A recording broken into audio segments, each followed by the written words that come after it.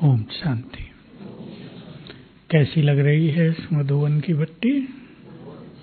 अच्छी तपस्वी स्थली है संसार की सबसे ज्यादा, जहाँ सबसे महान आत्माओं ने तपस्या की है। स्वयं ब्रह्मा, जगदम्बा और बहुत सारी दादियाँ। यहाँ के वाइब्रेशन से कैसे हैं? क्या क्या नाम देंगे? अलौकिक, स्पिरिचुअल कहते हैं इंग्लिश में। स्पिरिचुअल वाइब्रेशंस, अलौकिक गहन शांति है जिसमें योग सहज लग जाता है। जब अभी तो ठंड है थोड़ी ज्यादा, नहीं तो जब गर्मी का मौसम होता है इस टाइम से 8 बजे तक शांति स्तंभ पे सभी बाहर बैठते हैं, बड़ा आकर्षक दृश्य रहता है। तो ऐसी भूमि जो संसार में महान तीर्थ के रूप में प्रख्यात होने जा रही है, जल्दी जल्दी जो बाहर सड़क से गुजरा करेंगे उन्हें लगेगा कहाँ आ गए। स्पीड ब्रेकर बनाने नहीं पड़ेंगे, अभी बने हुए ना, आप ही सबकी गाड़ियां रुक जाएंगी। तो ऐसे स्थान पर हम सभी बैठे हैं। मैं तो यहाँ 28 साल रहा, 29 साल। तो बहुत सुखद फीलिंग, तपस्या की स्थली, हम सभी को बहुत वरदान देने वाली भूमि। हमें ईश्वरीय रुहाव में रहना है। रहम तो हम कर ही रहे हैं अपने पर भी। पहला रहम अपने पर। अगर कोई व्यक्ति टाइम वेस्ट कर रहा है संगम युग पर, तो एक कहा जाएगा इस व्यक्ति को स्वयं पर रहम नहीं है। अर्थात एक बहुत सुंदर अवसर हम सबके हाथ में आया है अगले कल्प को संवारने का, है या नहीं? या ये सोचते हैं जो कल्प हुआ वही तो होगा, संवारने की क्या बात? क्या सोचते हैं? संवारना है या जो होगा वही होगा? हम एक्टर हैं। एक्टर्स फिल्म तब बनती है भले ही किसी ने स्क्रिप्ट लिख दी, स्क्रिप्ट माना पूरी कहानी लिख दी हो, लेकिन जब तक एक्टर एक्ट ना करें फिल्म नहीं बनेगी। हम एक्टर हैं, एक्ट हमें करने हैं। तो अगले कल्प को सुधारने का, संवारने का, बनाने का स्वर्णिम अवसर हमारे पास है। हर एक के अपने ऊपर है वो कितना व्यर्थ में रहते हैं या स्वचिंतन में। हम तो केवल यहां बोलते हैं, करना सबको स्वयं होता है। किसी किसी के बाद व्यर्थ की बातें इतनी ज्यादा होती हैं कि वो सारा दिन करते रहे फिर भी खत्म नहीं होती, अगले दिन फिर करेंगे। कौन कौन है ऐसे महारथी? नहीं है कोई भी, नहीं होना है। हमारा जीवन ऐसा हो कुछ बात करने को है ही नहीं, कुछ शिकायत करने को बचा ही नहीं। सोच लेना, चिंतन कर लेना। बाबा के ज्ञान में, ड्रामा के ज्ञान में बहुत गहरी बात है। कई बातें ड्रामा के ज्ञान की बहुत ही गुह्य बाबा ने सिखाई हैं। उनमें से एक है, इस ड्रामा में सभी आत्माएं अपना अपना पार्ट बजा रही हैं। ये तो आप सब जानते हो, लेकिन अगली लाइन, इसलिए यहां किसी का कोई दोष नहीं है। करो चिंतन, ठीक है ये बात या नहीं? रामायण सीरियल में जिसने रावण का पार्ट बजाया, अच्छा क्रोध करता था ना, लेकिन वो व्यक्ति क्रोधी है ही नहीं। 2 चीज हो गई, एक उसका पार्ट, शायद अभी तो उसकी मृत्यु हो गई। वो यहाँ आए थे हमारे यहाँ, तो नीचे किचन में गए तो सबने बोलना शुरू किया, रावण आया, रावण आया। हंसने लगे, सो भी हंसने लगे, सब भी हंसने लगे।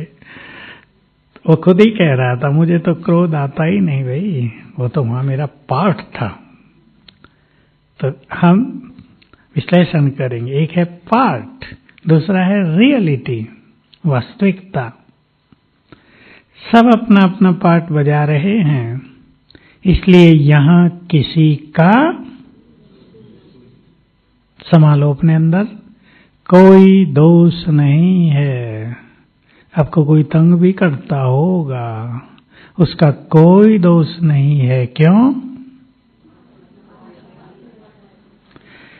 और भी कुछ हमने भी तो किया था उसको। बिना कारण के यहां कुछ भी हो नहीं रहा है, ये पक्का कर दे अपने अंदर। बहुत माताएं शिकायत लाती हैं, मेरा लड़का बहुत तंग कर रहा है। 2 केस 2 दिन में ही मेरे पास आए। एक तो आज ही आया, लड़की 7 साल की है, 7 ब्रेन में इधर ट्यूमर, गांठ हो गई है,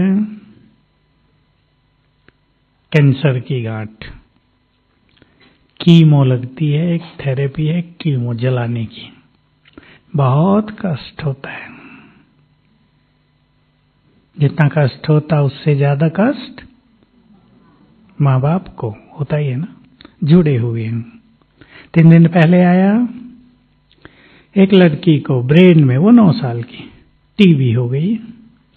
टीबी का इलाज कराया, वो चल भी रहा है, लेकिन आंखें चली गई। पढ़ने में होशियार थी, बहुत परेशान है बेचारी, माँ बाप भी। ये सब क्यों हो रहा है? अब हम सबको इनके लिए तैयार रहना ही है। अब बच्चों पे ये चीजें ज्यादा दिखाई देंगी, क्योंकि सभी के हिसाब किताब चुकतू होने का समय आ गया है, तेजी से बढ़ता जा रहा है। तो जल्दी जल्दी जन्म, जल्दी जल्दी मृत्यु, ये खेल अब आगे बहुत देखेंगे। जिस दिन भी प्राकृतिक प्रकोप शुरू हो गए, ये खेल बहुत देखने में आएगा। बच्चे गए, फिर पुनर्जन्म लिया, 1-2 साल में फिर गए, क्योंकि जन्मने में और मरने में ही क्या होता है? सबसे ज्यादा विकर्म विनाश। तो सभी आत्माओं को पावन करने के लिए, विकर्मों से मुक्त करने के लिए इस ड्रामा में प्लानिंग है। हम इसको प्रभु प्लानिंग ही कहते हैं, पर जो उसने प्लानिंग की उसको ड्रामा कहते हैं। तो हम सभी एक रुहाव बड़ा, रुहा माना नशा, सीधी भाषा, ये उर्दू शब्द है, लेकिन इसका अर्थ है ईश्वरीय नशा। मैं कौन हूं और मेरा कौन है? मैं कौन, मेरा कौन? सुना होगा, दादी जान की बहुत बोलती थी। जब क्लास बिल्कुल नहीं कराया जाता था, उनसे ब्रेन की शक्तियां खत्म हो गई थी, तब भी ये लाइन नहीं भूलती थी, मैं कौन, मेरा कौन। और उनके कहने में, उनके शब्दों में बहुत जबरदस्त वाइब्रेशंस होते थे। तो हम इस रुहाव को बढ़ाएंगे, और इसमें एक चीज जो बहुत इंपॉर्टेंट रहेगी, सिंपल है लेकिन सबको बढ़ाते चलना है। भगवान मुझे साथ दे रहा है, इसको रुहाव में लाना है, केवल रिपीटिशन में नहीं, केवल संकल्प तक नहीं, रुहाव माना नशा हो जाए। देखो, रुहाव के 1-2 एग्जाम्पल मैं आपको देता हूं, किसे रुहाव कहते हैं। आपका लड़का, उसने IAS का कंपटीशन दिया है, UPSC होती है ना, भाई लोग तो जानते होंगे, कुछ बहनें भी जानती होंगी, कलेक्टर जिससे बनते हैं। अब उसका सिलेक्शन हो गया। जिस दिन से सिलेक्शन हुआ, चाल ढाल, चेहरा, बोल चाल उसका और माँ बाप का, क्लियर है ना? इसे रुहाव कहते हैं। हंसी की बात, हमारे संबंध में एक लड़के का हुआ। अब सिलेक्शन हुआ ही था तो शादी वाले, अब वो कहे उसका बाप 1 करोड़ दोगे तो शादी होगी। शुरू से ही सौदा चालू हो गया। अब जो जाए वो हाथ जोड़ के वापिस आ जाए। अहंकार में बदल जाते हैं आजकल के रुहाव। तो आपकी लड़की की शादी किसी बड़े घर में हो गई जो मिनिस्टर है, चेहरा, चाल चलन, बोल चाल, चलना, देखना कुछ और हो जाएगा। इसको रुहाव कहेंगे। क्लियर है ना? हम भगवान के बच्चे बन गए, उसके परिवार के मेंबर। कहां जन्म लिया है सभी ने? माता पिता कौन है? बोलो ना, चुप बैठी है। कौन माँ है? और कौन सी माँ? अरे नहीं, तीसरी माँ है। जिनके मंदिरों में पूजा हो रही है, भक्त हाथ जोड़े खड़े रहते हैं, मामा करते रहते हैं, वो प्रैक्टिकल में हमारी माँ है ना, जो भाग्य विधाता कहलाती है, सिद्धिदाता, वरदाता भी कहलाती है, असुर संहारिणी। जो टाइटल शिव बाबा के हैं वो उनके भी हैं, सभी देवियों के, वो हमारे भी हैं। हमें ये रुहाव हो जाए, नशा चढ़ जाए, मां स्वयं जगदम्बा, ब्रह्मा और शिव बाप, तीन महान शक्तियां, सबसे बड़ी हस्तियां। आज था मुरली में, ब्रह्मा और शिव, इन जैसा बड़ा कोई और होता ही नहीं संपूर्ण सृष्टि में।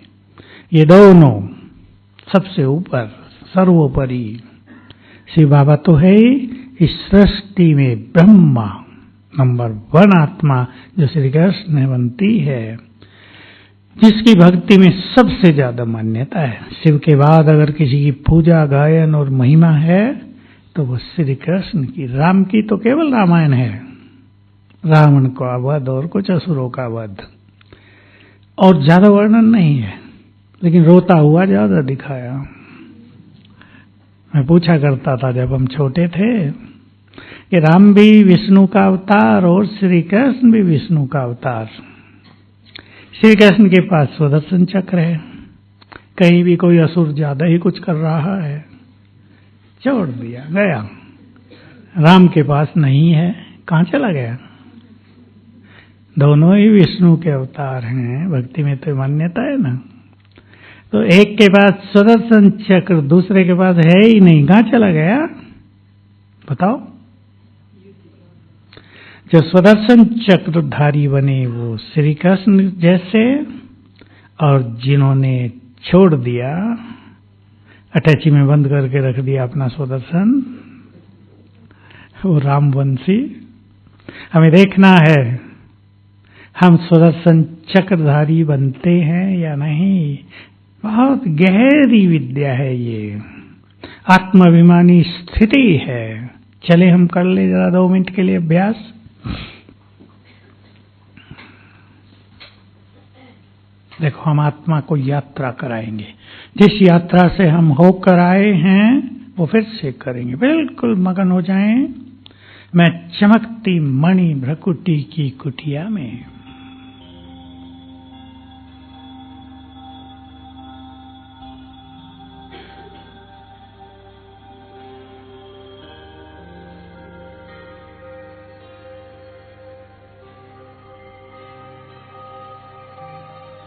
मास्टर ज्ञान सूर्य,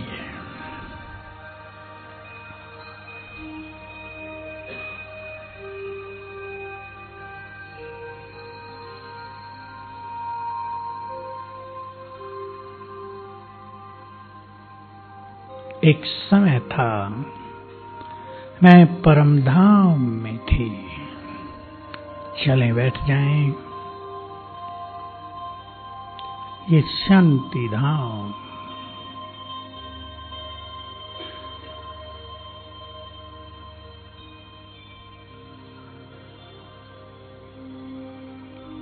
मेरा तेज सबसे ज्यादा है यहाँ, बाबा के बहुत समीप।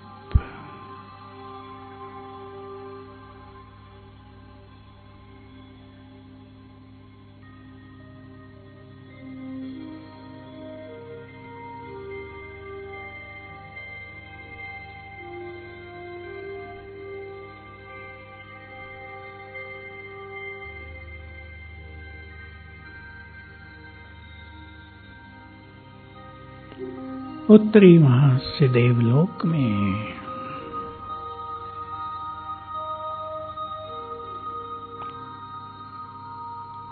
सामने देखें अपने देव स्वरूप को और मस्तक में चमकती मैं आत्मा।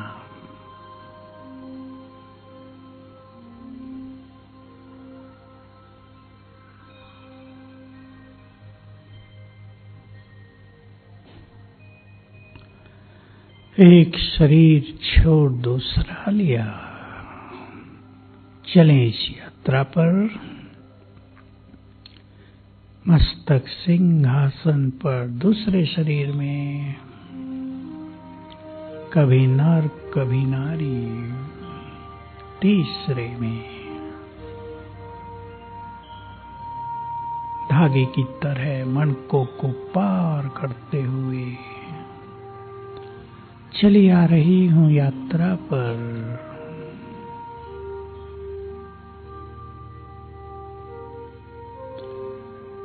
देवलोक पूरा हुआ। द्वापुर में मनुष्य रूप में एक शरीर छोड़ दूसरा। 63 शरीरों को पार करते हुए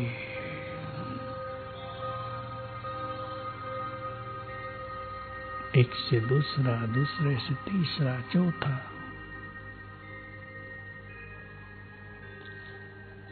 मैं आत्मा आ गई अपने इस शरीर में।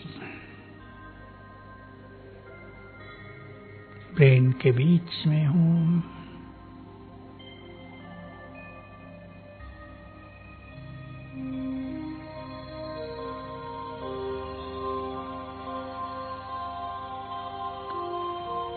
अंतिम समय में भगवान का साथ मिल गया।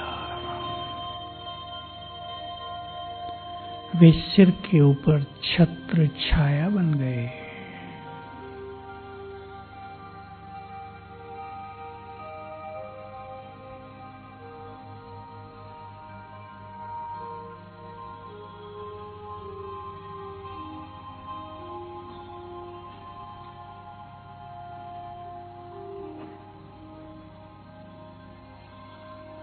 ओम शांति।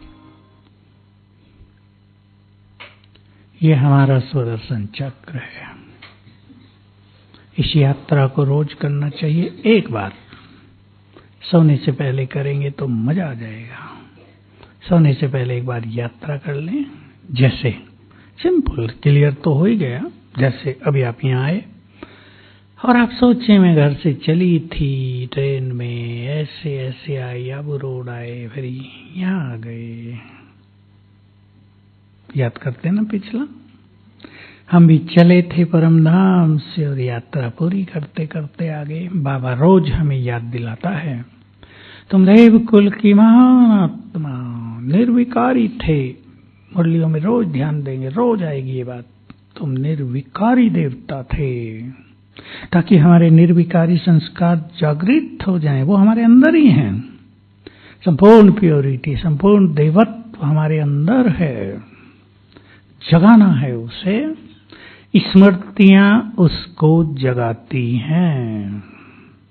याद रखेंगे। मास्टर सर्व शक्तिवान हम अभ्यास करते हैं बहुत, उससे सोई हुई शक्तियां जगती हैं। हमने सुला दिया है शक्तियों को। देवान से, सांसारिकता से, बहुत सारी इच्छाओं से, व्यर्थ के चिंतन से हमारी शक्तियां सो गई हैं। स्मृतियों से वो जगती हैं। अब ये हर एक के अपने ऊपर है वो कितना जगाते हैं। जैसे आपके घर में बच्चे होते हैं ना, आप जगाते रहते हैं, जगते ही नहीं। करवट बदली फिर सो गए। बाबा के बच्चे भी यही काम कर रहे हैं, कम जग रहे हैं थोड़ा, फिर विस्मृति हो जाती है। हमें अपने को जगाना है। इसमें कोई और नहीं जगाएगा। बाबा ने जगा दिया, अब हमें अपने को जगाना है। रोज सवेरे उठकर, नींद से तो जग गए लेकिन अपने को जगाना है। इसलिए अमृत वेले को सुंदर बनाने के लिए सभी याद करेंगे बाबा की अभी अभी की बातें अव्यक्त मुरलियां जो चलती हैं उनकी प्रैक्टिस करनी है सबको, सुन के छोड़ नहीं देना, अच्छा अच्छा करके। सवेरे सवेरे स्वमानों से सज धज कर मेरे पास आओ, भगवान महावाक्य लिख लो और प्रैक्टिस करना है। स्वमानों से सज धज कर मेरे पास आओ, या मैले कपड़ों से जाएंगे, भगवान मिलेगा भी नहीं, मैले कपड़े पहनाए, किससे मिलने जाए और हम मैले कपड़े पहने हो गएंगे, कपड़े बदल के आओ पहले, ना दोगे। बाबा भी कहता है सवेरे सवेरे स्वमानों से सज धज कर मेरे पास हो। स्वमान में स्थित होना माना आत्माभिमानी होना। दूसरी बात कही, इनकी प्रैक्टिस करेंगे, सभी करते होंगे, बढ़ा दें तो अमृत वेले अगर मजा आएगा, भाग्य खिलखिलाएगा। और अमृत वेले ठंडे, भाग्य ठंडा। जिनका ठंडा वो परेशान ना होना, चुस्त करना है। सवेरे सवेरे उठकर अपने श्रेष्ठ भाग्य को याद करो, टाइटल्स को याद करो, प्राप्तियों को याद करो। ये संपूर्ण जीवन के लिए, सारी दिनचर्या के लिए ही बहुत सुंदर बातें हैं। 3 बातें याद करनी है, प्राप्तियां, भाग्य, टाइटल्स। टाइटल की बात बाबा बहुत कहते हैं। मिलिट्री वाले जिस रैंक में पहुंच जाते हैं उन्हें मिल जाते हैं ना, रिटायर होके भी लगाए रखते हैं। भगवान ने तुम्हें टाइटल दिए हैं, ये मेडल्स हैं तुम्हारे, बाबा ये बोलते थे। इनको भूलो नहीं, लगा के रखो, बहुत रुहाव रहेगा। ये हूं मैं, एक सूक्ष्म ईश्वरीय खुमारी से कहते हैं। नशा चढ़ा ही रहेगा, ये नशा परम आवश्यक है, नहीं तो व्यर्थ का नशा चढ़ता है, चिंताओं का नशा चढ़ता है। वो निगेटिव नशे, परेशान रहते हैं, टेंशन में रहते हैं, भारी रहते हैं, बहुतों की शिकायत है ये। और ये अगर इसको अगर अभी ठीक नहीं किया, बोलो आगे तो क्या होगा। कोई चिंताओं में जी रहे हैं, बहुतों की कहानी आती है, दादी जी परेशान हैं, मेरे मरने के बाद मेरी पोत्री का क्या होगा। अरे भाई, पोत्री को संभालने वाले बहुत हैं और वो भी संभलेगी, अभी तुम ही क्यों चिंता कर रहे हो। कारण कुछ नहीं, क्या कारण है, आदत, सबका ज्यादा सोचने की आदत। बचें इससे, बहुत जरूरी हो गया है। छोटी छोटी बातों में टेंस, तनाव में आ जाना, बचेंगे इससे। थोड़ा मुस्कुरा के ठीक कर दिया करो बातों को। किसने गाली दी, मुस्कुरा के आगे बढ़ गए, क्यों दी, ये बोला, उसकी एक एक शब्द याद रहता है 10 साल तक भी। और भगवान रोज इतनी मेहनत कर रहा है, वो सब भूल जाता है। ये बहुतों को हो रहा है, इसने मुझे ये बोला, मुस्कुरा के हल्का कर दो। ये आदत बनानी पड़ेगी। लेकिन मैं सभी से कहता हूं, मैं बहनों से, माताओं से ज्यादा कहता हूं, व्यर्थ से बचो। बहुत अंदर इकट्ठा हो जाता है, फिर दूसरे को सुनाते हैं, उसके पास डबल हो जाता है, वो तीसरे को सुनाएगी, ये चेन चलती रहती है। महान वही बनेंगे जो समाकर समाप्त करना सीख लेंगे।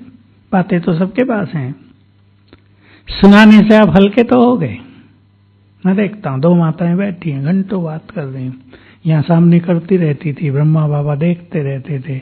जब बहुत देर हो गई बात करते करते, बाबा ने किसी को भेजा, बच्चियों को बुलाओ। बच्ची घंटे से क्या बात कर रही थी, बाबा ऐसे ही बात कर रहे थे, ऐसे ही। तो हल्के तो हो जाते हैं बात करके, लेकिन इस हल्केपन में क्या छुपा है, कमजोरी। फिर कल और बात आएगी, किसी को ढूंढेंगे, सुनाएं, जब तक कोई सुनने वाला नहीं मिला, बदहजमी। हजम नहीं हो रहा भोजन, भारी हो गया पेट, बुद्धि भारी, इसको ठीक करना है।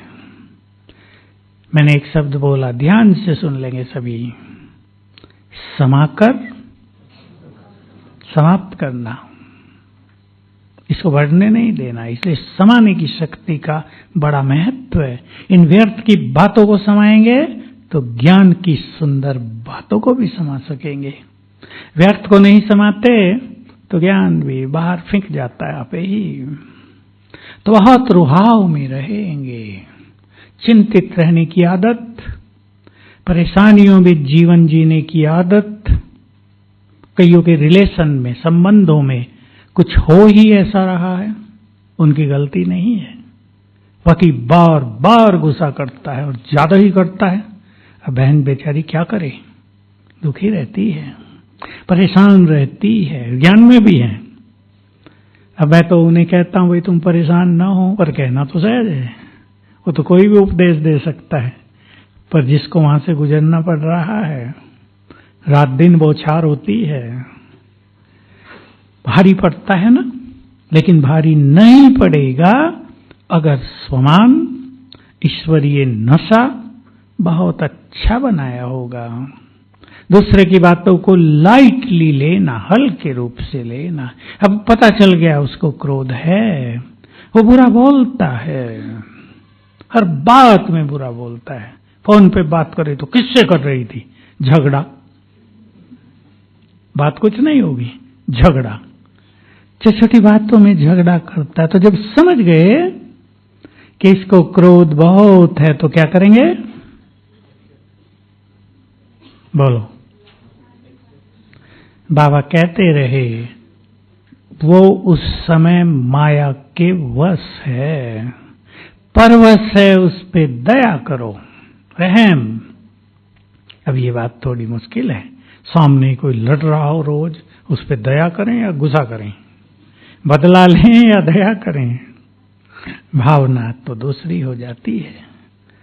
हम सोचता है इससे कैसे पाला पड़ गया हमारा, इसी से शादी होनी थी मेरी भी, शायद दुनिया में कोई नहीं मिला था, यही मिला मेरे लिए। क्या क्या सोचती है माताएं, मिला तो वही, क्यों मिला, हिसाब किताब था ये। इसलिए शांत करना, और उसमें सबसे अच्छी चीज यही है, ईश्वरीय नशा और ईश्वरीय खुशी। आगे आ जाओ भाई। ईश्वरीय नशा और ईश्वरीय खुशी, ये गले वाला गुलूबंद निकाल लो। हमारी एक बहन है, इस गुलूबंद से बहुत दुखी होती है, कहा ये क्यों डालते हैं सब भाई लोग। बैठो बैठो, जल्दी, लेट आने वाले आगे एकदम, लास्ट सो फास्ट, जिसको और चाहिए इधर आ जाओ। ईश्वरीय नशा, रुआब का सिंपल मीनिंग ईश्वरीय नशा। हमें दूसरों पर भी रहम करना है, अपने पर भी।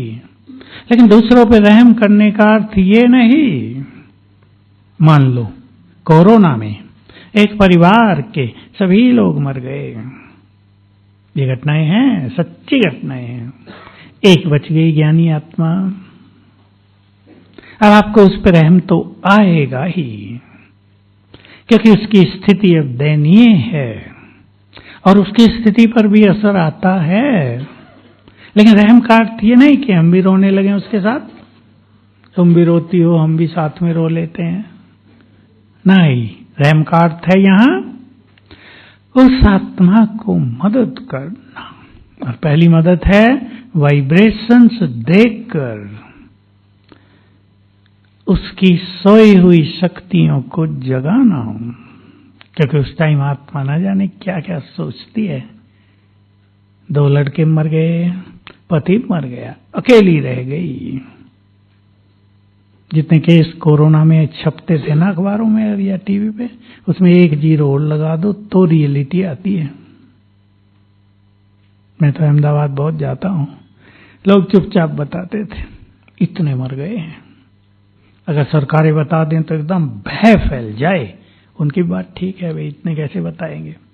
लेकिन ऐसी आत्माओं को जिनका कोई नहीं बचा, उन्हें याद दिलाना है आपको, भगवान तुम्हारा साथी है, याद करो, वही संसार है। कुछ मैंने बहुत पावरफुल माताएं देखी, ऐसे ही चले गए सब। माता अपने को शांत किए हुए है, भले कष्ट तो होता ही है, लेकिन शांत कर लिया है कि इन आत्माओं का मेरे साथ इतना ही पाठ था। बच्चों को जन्म दिया, बड़ा किया, पालना की, शादियां हुई, इतना ही पाठ था। भगवान हमारा साथी है, वो भूखा नहीं रहने देगा अपने बच्चों को, वो बहुत मदद कर रहा है। वो केवल साक्षी नहीं है, मददगार भी है। हम भी केवल साक्षी नहीं रहेंगे, मददगार भी। पहली मदद वाइब्रेशंस देकर, दूसरी मदद अगर आप उनके समीप हैं तो रोज 15 मिनट उनके पास जाया करो, अच्छी बात सुना उनको बाबा की, बहुत अच्छी बात, ताकि उनको बल मिलता रहे, स्मृतियां आती रहें। तो ये रहम का सच्चा स्वरूप होगा। रहम का स्वरूप ये नहीं जैसे लौकिक में करते, हाँ तुम्हारे साथ बहुत बुरा हुआ, बाबा ने तुम्हारी मदद नहीं की, पता नहीं बाबा भी सुनता नहीं है, बड़ों बड़ों की सुनता है, छोटों की तो सुनता ही नहीं, ये बातें नहीं। बाबा साथ है।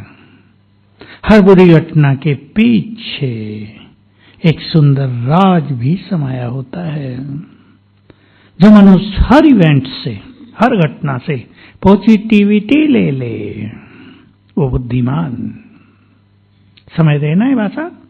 हर घटना से उसका अच्छा पहलू ले लो। ऐसे ही एक यंग माता का पति मरा, एक छोटा बच्चा उसके पास, लेकिन वो आ गई बाबा के ज्ञान में। अब कुछ दिन तो उसको दुविधा सी रही ना, एक और पति खो दिया, दूसरी ओर भगवान को प्राप्त कर लिया। लेकिन धीरे धीरे ये पर्दा भारी होता गया, भगवान मिल गए। शायद यही मुझे बलिदान करना था कि जब तक पति को बलिदान न करूं भगवान नहीं मिलेगा। उन्हें चिंतन बदल दिया। तो हम सभी अपने अंदर बहुत अच्छा ईश्वरीय नशा लेकर चलें। कौन साथ दे रहा है?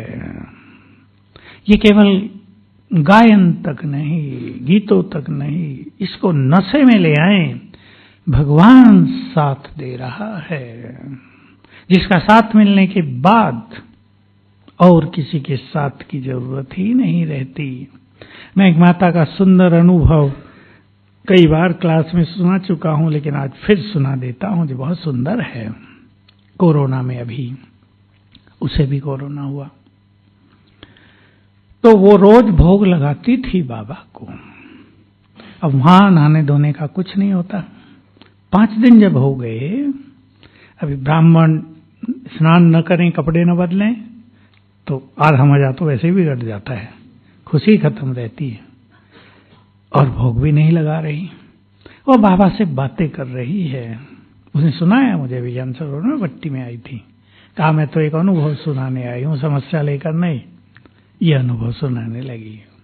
कहा मैं बाबा से बहुत प्यार भरी, अधिकार भरी रूढ़ियान कर रही थी। बाबा, न तो मैं नहाई न भोग लगाया आपको, मैं खुश नहीं हूं। बस ये बात करते करते वो खो गई और उसने अपने को देखा शांति स्तंभ पर, और ऊपर से बाबा की किरणें पड़ने लगी, जैसे फाउंटेन पड़ता है ना बाथरूम में। और स्नान हो गया। कहा मैं ऐसी फ्रेश हो गई जैसे स्नान करके कपड़े बदल के होते हैं, फ्रेश हो गई, बिल्कुल ताजगी। मैंने बाबा को शुक्रिया कहा और कहा बाबा मुझे भोग लगाना है, वो उसके लिए क्या करूं, नहला तो आपने दिया। कहा बस ये संकल्प ही किया, थाली आ गई और मैंने बाबा को भोग लगाया। ये वो मगन अवस्था में कर रही है, सेमी ट्रांस कहते हैं इसको, सेमी ट्रांस, आधा। उस मगन अवस्था में वो कर रही है, भोग लगाया बाबा को। बस भगवान राजी हुए, वहीं से ठीक होती गई और 7 दिन में ठीक होके घर आ गई। भट्टी में आई थी।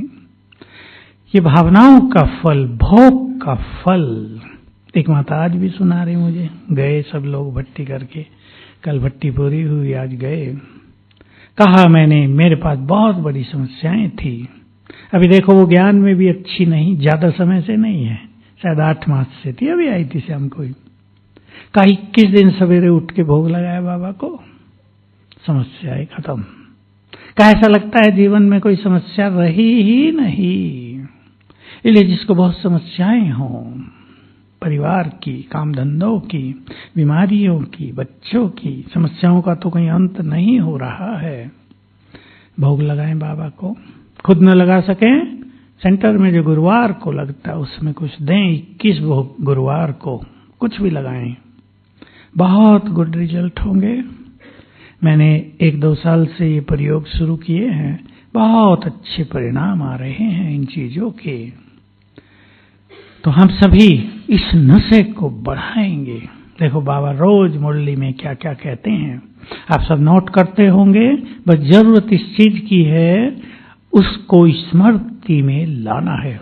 कितनी बार बाबा साकार मुरलियों में कहते हैं, बच्चे तुम्हें नशा है, किसके सामने बैठे हो, आता है या नहीं? जब मुरली में आए सामने बैठ जाना, उसके सामने वो है, इधर हम हैं। किसके सामने बैठे हो, बहुत बाबा सुनाया करता था। दूसरा आता है, तुम बच्चों को बहुत नशा होना चाहिए, मैं गॉडली स्टूडेंट हूं और स्वयं भगवान पढ़ाने आए हैं। ये कोई छोटी बात नहीं है। आपके बच्चे अगर किसी बहुत प्रसिद्ध कॉलेज में पढ़ते हों तो नशा रहता है ना, हमें पढ़ाने वाला भगवान, और यूनिवर्सिटी भी उसके द्वारा खोली गई है। बहुत बड़ी पढ़ाई है ये, ज्ञान का भी नशा। हमारे पास बहुत बड़ा ज्ञान है, वहां तो नशा होता नहीं। मैं कितनों को देखा है जिन्होंने पीएचडी की है, पीएचडी तो सब जानती होंगी माताएं भी, एमए के बाद रिसर्च होती है, पीएचडी की डिग्री मिलती है, उनका जीवन बहुत अच्छा नहीं। मैं तो कितनों को ऐसा देखा, पीएचडी में ब्रेन की जैसे सारी शक्ति चली गई उनकी, बेचारे खाली से हो गए हैं। मैंने कहा तुम्हारी पीएचडी की डिग्री क्या करेगी भाई? ठीक है, थोड़ा सा प्रमोशन मिल गया, लेक्चरर से प्रोफेसर बना दिया, लेकिन होगा क्या? भगवान हमें पढ़ाने आया है, और डिग्रियां भी कितनी बड़ी बड़ी दे रहा है। हमारे पास सबसे हाईएस्ट एजुकेशन है नशा या नहीं? ये माताएं कहती हैं मैं तो ज्यादा पढ़ी लिखी नहीं हूं। क्या कहेंगी? बोलो, भोली माताएं सामने दिख रही हैं। मैं तो ज्यादा पढ़ी लिखी नहीं हूं, या सबसे ज्यादा पढ़ी लिखी हैं? बोल नहीं रहे हैं या नहीं? नशा हो जाए, जो ज्ञान बड़े बड़े गुरुओं के पास नहीं, विद्वानों के पास नहीं, शंकराचार्य के पास भी नहीं है, वो ज्ञान किसके पास है? ये भी रुहाव है बहुत बड़ा। हाईएस्ट एजुकेशन हमें प्राप्त हुई है, हो रही है। उनका है बस याद करना, रट लेना, विद्वान बन गए, और हमारा है जीवन में ले आना। कोई भी चारों वेदों का पंडित, उसमें से 2-4 बात भी उसके जीवन में नहीं होती, और यहां रोज बाबा ऐसा अच्छा पढ़ाता है कि रोज कुछ ना कुछ धारणाएं होती जा रही हैं। क्योंकि संपूर्णता तक चलना है, इसलिए हमें पता नहीं चलता कभी कभी, लेकिन हर आत्मा में धारणाएं बढ़ती ही जा रही हैं, उसमें ज्यादा बढ़ रही हैं जो अपने को व्यर्थ से मुक्त ईश्वरीय रुहाव में रखते हैं। बहुत बहुत इंपॉर्टेंट चीज है। सभी भाई बहने जो बहुत अच्छे चिंतक हैं या पुरुषार्थी हैं, वो ध्यान दें बाबा के शब्द। तुम्हारी सर्वश्रेष्ठ साधना है बुद्धि को स्थिर करना, बुद्धि को स्थिर करना, यानी व्यर्थ खत्म। अगर कोई ज्ञानी व्यर्थ में है, कोई मिले तो व्यर्थ की बात ही करते हैं, कोई मिले तो यही कहते हैं फलाना ऐसा है, उसने मेरे से ये किया, शिकायतों भरी जिंदगानी है। गीत कौन सा अपना? कभी कभी बजता आजकल ये बजाते नहीं है, खुशियों भरी जिंदगानी हमारी, पर कईयों का दूसरा गीत है, शिकायतों भरी जिंदगानी हमारी। उसमें है देवी देवताओं से भी जो प्यारी, यहां कुछ और जोड़ लो। शिकायतों भरी जिंदगी नहीं, दूसरों को तो युगों से देखते आए हैं, अब देखेंगे अपने को। मनुष्यों से बात करते करते तो 5000 वर्ष पूरे हुए, अब बात करेंगे भगवान से। मैं कई बार सुनाया है, मुझे बाबा का एक महावाक्य बहुत प्रिय लगता था साकार में, और मैं यहां अपने शुरू के दिनों में उस बात को बहुत याद करता था। रोज मैंने लिख के रख ली थी, रोज याद करना कई बार। तुम बच्चे देवताओं के साथ 2500 साल रहे, मनुष्यों के साथ भी 2500 साल रहे, अब भगवान के साथ रहो। दूसरी बार शब्द चेंज कर दिए थे बाबा ने, तुमने 2500 साल मनुष्यों के साथ रहकर देख लिया, 2500 साल देवताओं की गोद में खेले, अब भगवान के साथ रहकर देखो। ये शब्द एकदम उड़ा देते थे, उड़ाएंगे या नहीं? भाग्यवान आत्माओं को भगवान का साथ मिला है, बाकी को तो पता ही नहीं। कहते हैं सब जगह है पर साथ नहीं है, सब जगह पे तो साथ है ही है पर है ही नहीं। तो हम इस रुहाव को बढ़ाते चले, कौन मिला है, कौन पढ़ा रहा है, कौन साथ दे रहा है, इसको बहुत बढ़ाएंगे। कौन साथ दे रहा है, ये छोटी बात नहीं है। किसी का साथ मिनिस्टर के साथ हो, समस्या आ जाए, पहला फोन उसको ही करेंगे, ये बात हो गई, अब पुलिस को कह दो आए नहीं हमारे घर, पहला काम। पुलिस आ गई तो गड़बड़ हो जाएगी, बदनामी हो जाएगी। साथ का नशा, आजकल तो कलयुग में साथ के नशे से लोग पाप करते हैं। मिनिस्टरों के बच्चे भी सोचते हैं मिनिस्टर तो हमारा पापा है, पर हम भी कम नहीं, कुछ भी कर लेते हैं। लेकिन हम भगवान के बच्चे, जैसे वो निरहंकारी वैसे ही हम भी निरहंकारी। देखो जो भगवान है और आदि पिता ब्रह्मा है, दोनों कहते हैं मैं बच्चों का मोस्ट ओबीडिएंट सर्वेंट हूं। हमें भी उसने ऐसे ही बना दिया, तुम भी कहो हम भी मोस्ट ओबीडिएंट सर्वेंट हैं, आज्ञाकारी सेवक। इतनी अंग्रेजी तो माताओं ने सबने सीख ली होगी ना। मोस्ट ओबीडिएंट सर्वेंट माना आज्ञाकारी सेवक हैं संसार के। तो बाबा हमें बहुत निरहंकारी बना देते हैं। ये हमारा रुहाव का दूसरा स्वरूप, कि इस ईश्वरीय नशे में हमारा अहम डाउन होता जाता है और सद्गुण, निरहंकारिता, नम्रता बढ़ती जाती है। तो सभी बहुत अच्छा अभ्यास करेंगे। अब फिर एक अभ्यास की ओर चलते हैं। अब बैठेंगे सभी ग्लोब के ऊपर। ग्लोब माना विश्व का गोला। चित्र देखा होगा पीस ऑफ माइंड पर, ग्लोब धीरे धीरे घूम रहा है, हम उसके ऊपर विराजमान हैं। मैं हूं पूर्वज, सभी का दुख हरता,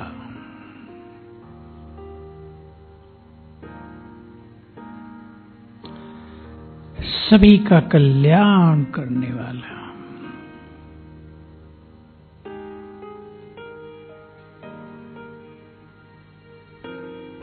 सभी को विघ्नों से मुक्त करने वाला।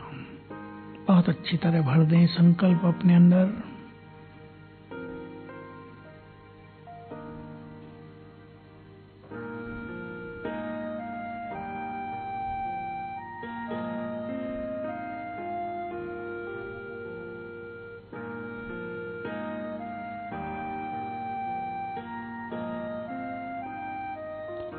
ज्ञान सूर्य शिव बाबा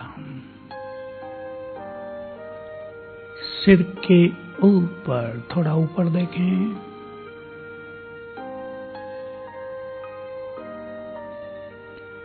उनकी शक्तियों की किरणें बन गई हैं मेरी छत्र छाया।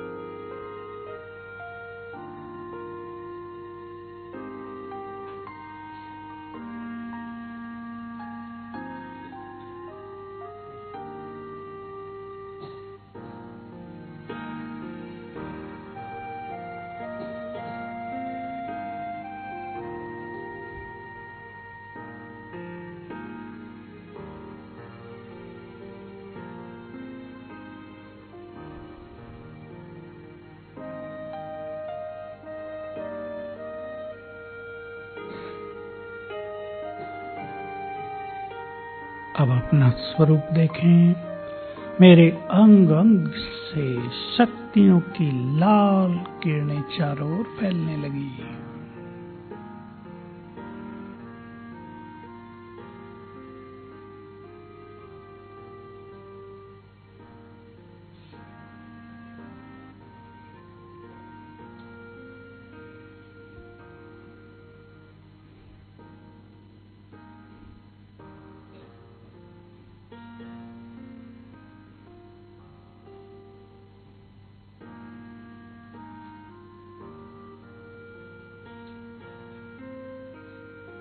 और इन किरणों से मेरे चारों ओर बन गया एक पावरफुल आभा मंडल,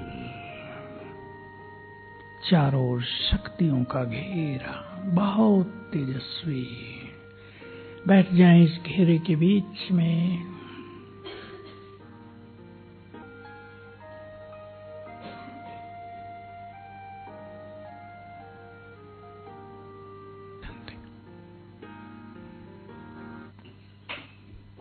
तो हम सभी को ये रुहाव बहुत बढ़ाना है। मैं इस सृष्टि पर बहुत बहुत भाग्यवान आत्मा हूं।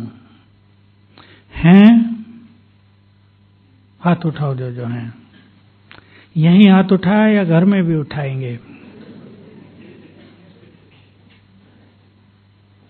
सोच लो, देख लो अपने अपने घर को। अपने अपने घरों को मंदिर बनाना। एक शब्द और मैं देता हूं, थोड़े आगे हो जाए भाई, लेट लतीफ आ रहे हैं अभी भी। अपने अपने घरों को मंदिर बनाना और तीर्थ बनाना। हम में से कुछ आत्माएं ऐसी भी निकलेंगी जिनका अपना जीवन भी महान तीर्थ बन जाएगा। चलते फिरते तीर्थ। सोच लो कौन बनना चाहेंगे ऐसे? ये वो बनेंगे जो बहुत पवित्र होंगे, बहुत सहज योग युक्त होंगे, नेचुरल योग युक्त। योग युक्त का सिंपल अर्थ है स्मृति स्वरूप। योग और स्मृति दोनों को अलग कर लें। स्मृतियां दिलाई बाबा ने, तुम देव कुल की पवित्र आत्माएं हो, तुम सतयुग में देवता थे, ये याद रखना। ये भी योग युक्त जीवन है। बाबा ने स्मृति दिलाई, ये 5000 साल का खेल पूरा हो रहा है, वापिस चलना है, ये याद रखना। ये भी योग युक्त है। बाबा ने स्मृति दिलाई, बच्चे जो कुछ इन आंखों से देखते हो वो नहीं रहेगा। या रहेगा? मिट्टी के ईंटों के मकान चाहिए या सोने के? तो जब ईंटों के जाएंगे, जाने देंगे या मेरा मकान? जाने देना उन्हें, बहुत सुंदर मिलने वाला है। मकान नहीं, महल मिलेंगे। यहाँ तो मकान कितने में बनता है? शहर के बीच में जगह खरीदने जाओ, नागपुर में खरीदो, बेचारे साधारण गरीब तो खरीद ही नहीं सकते। चलो 100 गज जगह मिलेगी, 200 गज मिलेगी, बहुत अच्छे होंगे 500 गज खरीद लेंगे, बहुत महंगी। और वहां छोटे से छोटे देवता का घर कितना होगा भाई बताओ? कम से कम 1 वर्ग किलोमीटर, क्योंकि घर में सब कुछ होगा, तालाब, खाने पीने की चीजें, हरियाली, पेड़ पौधे, जिससे सब कुछ मिले खाने पीने का, सब कुछ। बाबा ने कह दिया ना, नमकीन फल भी होंगे, जैसे आजकल टमाटर है, खट्टा है, कुछ चीजें नमकीन भी होती हैं, पालक भी थोड़ा नमकीन है, और अच्छे अच्छे हो जाएंगे। तो नमक अलग से डालने की जरूरत नहीं पड़ेगी, नमक वहां होता ही नहीं, पैदा ही नहीं होगा। नमक बनाने में कितनी मेहनत पड़ती है, अब सागर के पानी को सुखा के। बहुत सुंदर समय आ रहा है, उस समय को देखते चलो। देखो कैसे देखेंगे, ये संसार एक ड्रामा है ना, फिल्म है। अब ये फिल्म हमारे सामने है कलयुग के एंड की। अब ये धीरे धीरे खिसक रही है, आगे बढ़ रही है। फिल्म में नए नए सीन आते जा रहे, आते जाएंगे, सब कुछ खत्म होता हुआ हम देखेंगे। लेकिन हमने एक चीज और देखी है, जो सब कुछ खत्म हो रहा है, इसके पीछे फिल्म में सीन कौन सा है? सोने की दुनिया आ रही, बस वो खिसकती आ रही है। ये स्मृति में रखना भी योग युक्त होना है। तो स्मृति स्वरूप होने का सभी अभ्यास करेंगे, नेचुरल योग युक्त स्थिति बन जाएगी। तो मैं आपको बस एक बाबा का अनुभव इसी हॉल का सुना देता हूं, फिर हम योग करेंगे। बहुत अच्छा, बाबा इस हॉल में बहुत बार आए, 74 में बन गया था ये।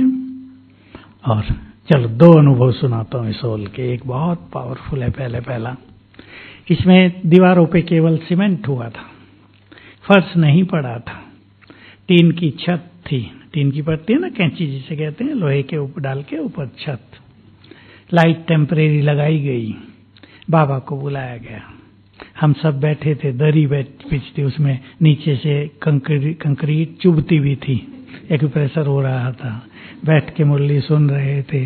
तेज बारिश हो रही थी, बिजली कड़क रही थी, हवा तेज चल रही थी। पहले तो बाबा ने कहा, तो क्या होता था, किनारों पे जो टीन की छत थी ना, वो 4-4 इंच ऊपर उठ जाती थी तूफान से, फिर गिरती थी, आवाज भी होती थी, बिजली कड़कती थी। बाबा कहा, पहले तो कहा, देखो प्रकृति पति की भी परीक्षा ले रही है। बाबा तो विचलित होते ही नहीं, जरा भी एक रस है। फिर बाबा ने बहुत सुंदर बात कही, ये 74 की है और तब से मुझे याद रहती है। अगर तुम कंबाइंड स्वरूप में रहो, माना मैं शिव शक्ति और शिव बाबा साथ, चाहे छत्र छाया है, चाहे इस नशे में रहो कि वो साथ है, तो प्रकृति अगर विनाश करती आ रही होगी तो तुम्हारे पास आकर 1 फुट दूरी पर भी बंद हो जाएगी, तुम्हें नुकसान नहीं पहुंचेगा। है ना पावरफुल पॉइंट? प्रकृति के मालिक बन जाएंगे हम, प्रकृति हमारी सुरक्षा करेगी। अभ्यास करेंगे सभी। यहीं बाबा आए थे और ये सब हॉल, ये स्टेज भी नहीं थी जो ऊंची बनी ना, अब नीचे ही। तो बाबा जब मुरली चला लेते थे, उन दिनों ज्यादा मुरली नहीं चलती थी, हार्डली 1 घंटा। कभी कभी हॉल भी भरा हुआ नहीं होता था, आधे आधे। जब मधुबन निवासी होते तो इतने ही, जितने आगे आप बैठे जमीन पे। तो बाबा को मुरली के बाद गिलास में जूस दिया जाता था, मौसमी का, पीने के लिए। तो शील इंदिरा दादी थी, बॉम्बे में रहती थी, गामदेवी में, बाबा की रिलेटिव भी थी और बहुत ही बाबा से घुले मिले थे लौकिक से ही। तो बाबा उसको गवर्नर कहते थे और बाबा को बहुत हंसाती बहलाती रहती थी वो। तो बाबा को जूस दिया। अब ध्यान से सुनने की बात है। बाबा ने दृष्टि दी, जैसे दृष्टि दे रही थी ना, उसने फट से पूछ लिया, बाबा आप किसे याद कर रहे हो? तो बाबा ने दृष्टि देना छोड़कर कहा, अब शिव बाबा ने उत्तर दिया, क्योंकि जूस तो ब्रह्मा बाबा को पीना होता है। तो शिव बाबा ने उत्तर दिया, अब इसे किसी को याद करने की जरूरत नहीं, क्योंकि ये स्मृति स्मृति स्वरूप हो चुका है। तो हमारे लिए एक नई रोशनी आई, उसकी हंसी में हमें एक नया राज समझ में आ गया कि आत्मा जब स्मृति स्वरूप हो जाएगी, उसे योग भी लगाना नहीं पड़ेगा, वह स्वरूप बन जाएगी, योग युक्त स्वरूप। तो स्मृति स्वरूप का अभ्यास करेंगे। अभी लाइट कर दें भाई, और हम करेंगे बहुत पावरफुल योग। अपने स्वरूप को देखेंगे, क्लियर देखेंगे अपना स्वरूप। मैं मस्तक मणि,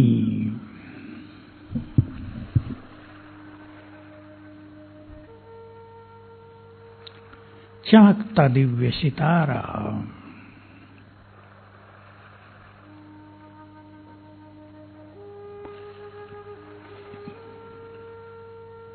इस देह की मालिक,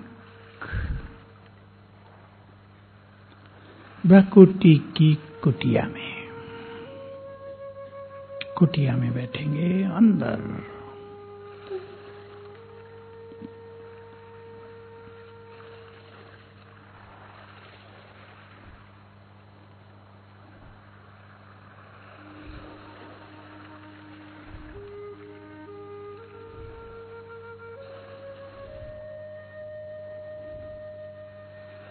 मैं शांति की शक्ति से भरपूर,